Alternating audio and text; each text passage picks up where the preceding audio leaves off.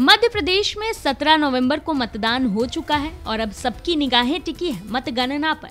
MP चुनाव में कांग्रेस और समाजवादी पार्टी के बीच हुई जुबानी जंग जग जाहिर है। दोनों पार्टियों के बीच आरोप प्रत्यारोप का दौर भी जारी है। वहीं इस मामले में भारतीय जनता पार्टी के नेताओं ने भी प्रतिक्रिया दी थी और बयानों के जरिए सपा कांग्रेस के रिश्ते के साथ ही इंडिया गठबंधन को भी आड़े हाथों लिया था।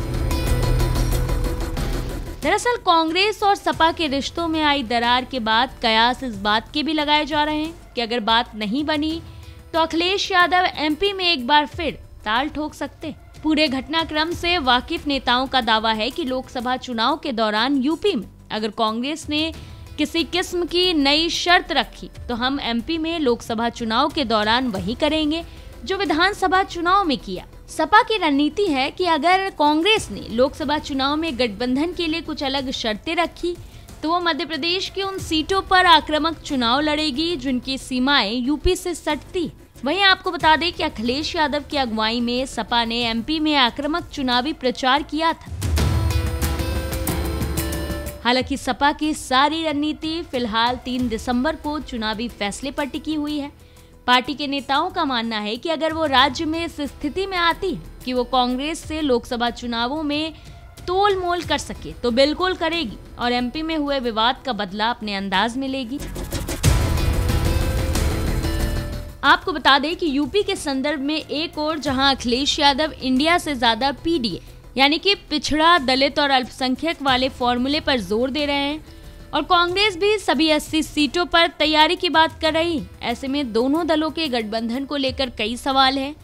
यूपी में सपा ही नहीं बल्कि जयंत चौधरी की अगुवाई वाली राष्ट्रीय लोक दल भी कांग्रेस का इंतजार कर रही है। राजस्थान में जयंत भी 4 से 5 सीटें मांग रहे थे लेकिन पार्टी ने सिर्फ 1 सीट ही दी। अब क्योंकि एमपी में चुनाव बीत गए हैं और राजस्थान में 25 नवंबर को वोटिंग, इसके बाद सभी को मतगणना का इंतजार है। ऐसे में यूपी में कांग्रेस और सपा के रिश्ते का ऊंट किस करवट बैठेगा ये तो वक्त ही बताएगा। साथ ही इस रिश्ते में रालोद की भूमिका भी अहम होगी। बहरहाल लोकसभा चुनाव 2024 के लिए विपक्षियों ने सत्ताधारी पार्टी बीजेपी को हराने के लिए गठबंधन बनाया, लेकिन इस गठबंधन में आपस में कई पार्टियों के बीच तालमेल नहीं बैठ पाए। सीटों को लेकर घमासान जारी है जिसका असर लगातार देखने को मिल रहा है। हालांकि अब आलम यह हो गया है कि एनडीए को टक्कर देने के बजाय विपक्षी पार्टियां आपस में ही भिड़ती नजर आ रही हैं। खैर, मध्य प्रदेश में चुनावी समझौता विफल होने से नाराज सपा प्रमुख अखिलेश यादव के तीखे तेवर न सिर्फ जुबान तक सिमटे बल्कि रणनीतिक मोर्चा भी उसी मूड के साथ सजाना शुरू कर दिया है।